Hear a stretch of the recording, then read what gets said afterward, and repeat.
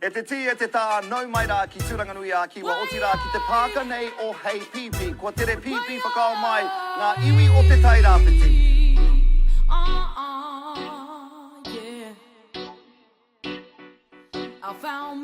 Kia tā rātou mahi ko nei, he whakahē ki ngā mātā pono o tira ngā panonitanga e hāngai pūanga ki ngā mātā pono tūturu o te tiriti o Waitangi.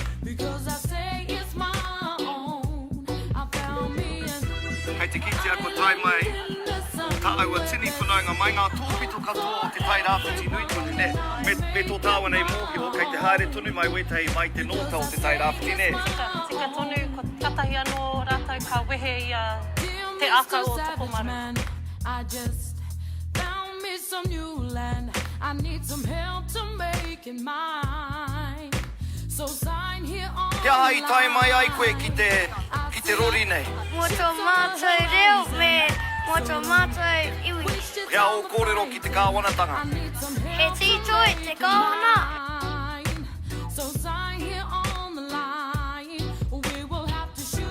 Kia tiki nei au te kōrero ata ki tīpuna, tō tāua nei tīpuna taharaka, he tata arunga, he roa a raro, ne.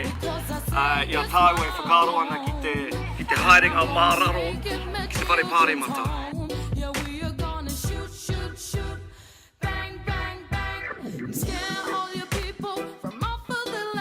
Kia o Toitū ki ngā whanaunga e mātakitaki ana, e pirangi ana, kia haere pia rātou ki reira. O tas me haere kā te ka, tautoko nā te kaupapa.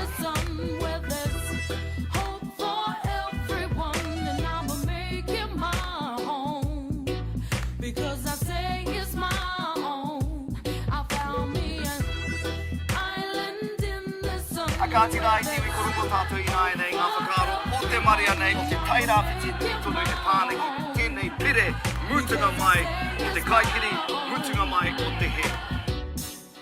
Island in the sun, hope for everyone, make it my home, say it's my own.